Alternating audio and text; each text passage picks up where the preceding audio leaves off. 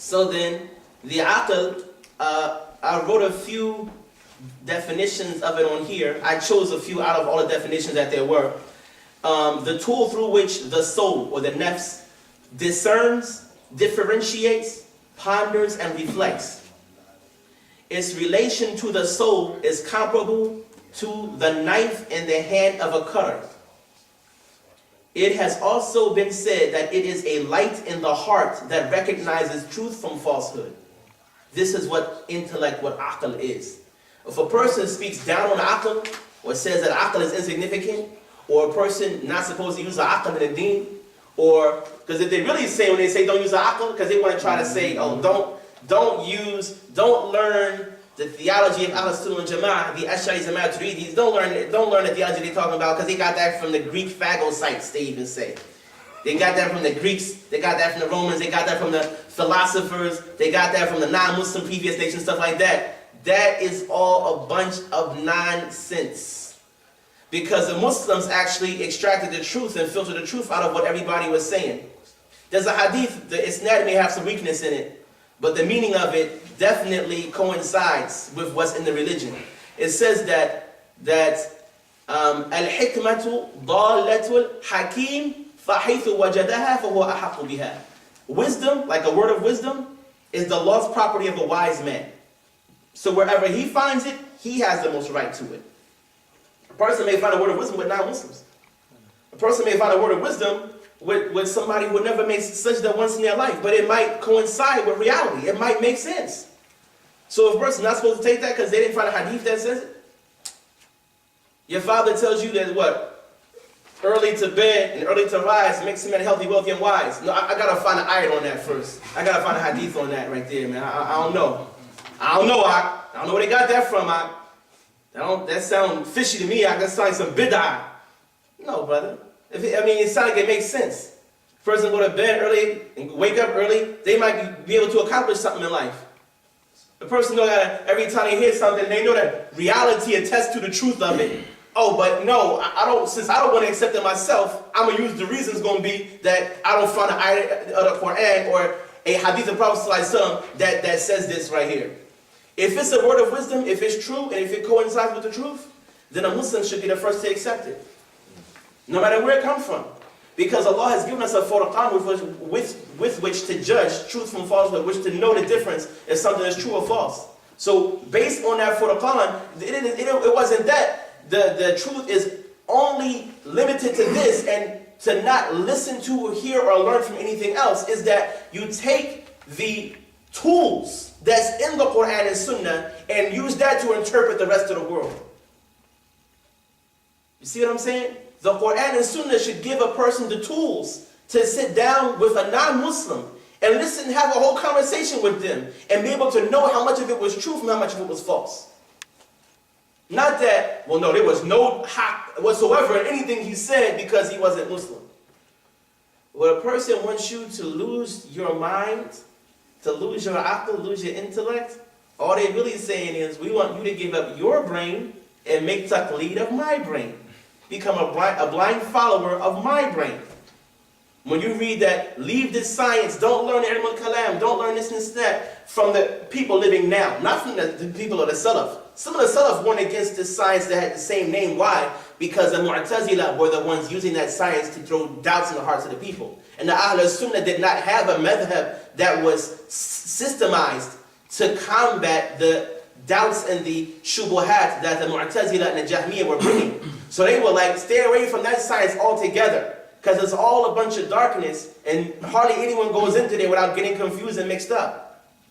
You see what I'm saying? But those were in the early days. That was the context in the early days. That's how it was.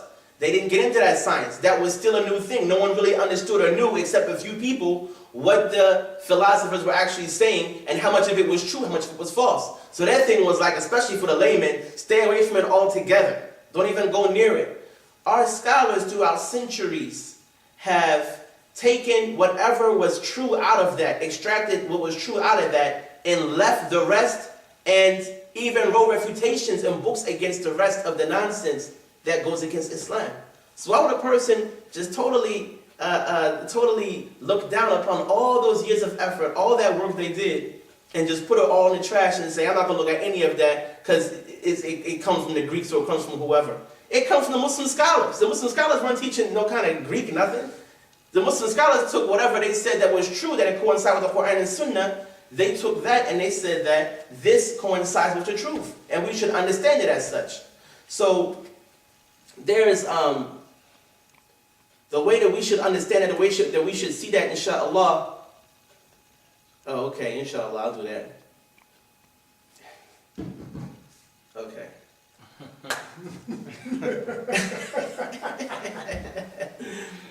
The way we should understand these terms, the way we should understand this science is that this is an Islamic science. The Muslims Islamicized this science. The Muslims took the truth in this science and they promoted it and taught it to the people. And if there was a word of wisdom with anybody, the people who are the wisest, the people who have the most right to it are the Muslims. So we should be able to know how to accept that and take the truth out of it and leave the rest, inshallah. And beware of anybody that tells you to leave your intellect and leave your mind, because they didn't turn their mind off when they told you that. They was telling you that so you could follow them, so that you could become their blind follower. Don't use your intellect, don't use your mind. Just take everything as it comes, take it as I say it is.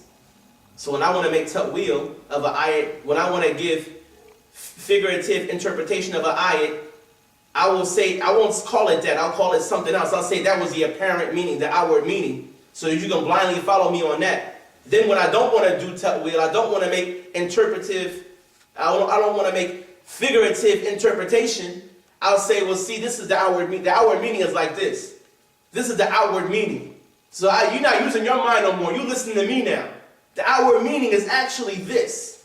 No one should believe the outward meaning is like that. It's actually like this. So now I'm playing with your brain. I'm telling you, so now you didn't turn your brain off and you just going in autopilot, letting me drive you to wherever I'm going. Just becoming a passenger. That's not how the Muslim don't make taqlid in the Aqeedah. This is not up for taqlid. It's really deep how the same individuals that discourage making taqlid of the madhabs, the four madhabs, are the same ones who invite to making taqlid in the Aqeedah. The same ones who they really almost like they enforce, they promote making taqlid in the Aqeedah. You have to give yourself this name, you have to follow these sheikhs, and they're gonna guide you to all the truth. So a person gotta beware. Allah gave you this aql for a reason. So do not disdain the bounty of Allah and trash it because someone else is telling you to. So this is the aql, the intellect, the tool through which the soul, the nafs, discerns, differentiates, ponders, and reflects. Its relation to the soul is comparable to the knife and the hand of a cutter. It has also been said that it is a light in the heart that recognizes truth from falsehood. Al-hukm al-aqli.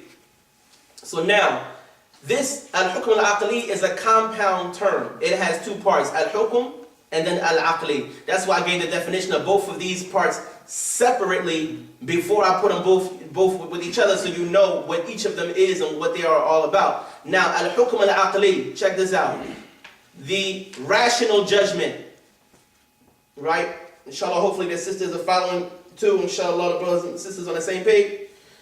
Al-hukm al-aqli, rational judgment. It is affirmation of something for something or negation of something from something, independently of repetition or legislation. So what does that mean? We're about to get into that, inshallah.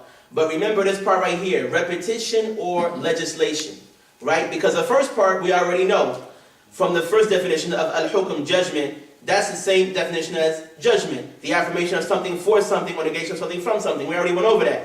But what do they mean here by independently of repetition or legislation? That's where the aqli comes in, where the intellect comes in, where it becomes rational judgment. Important note, the categories of judgments in relation to the judge are three. Number one, the legal judgment, al-hukm al-shar'i. The legal judgment, the judgment in the Islamic law, the sharia, right? Its judge is the legislator. Ash-shari', that's the judge. Its judgments are five. Obligatory, which is wajib. Preferred, which is mustahab. Permissible, which is mubah. Disliked, which is makruh. And unlawful, which is haram.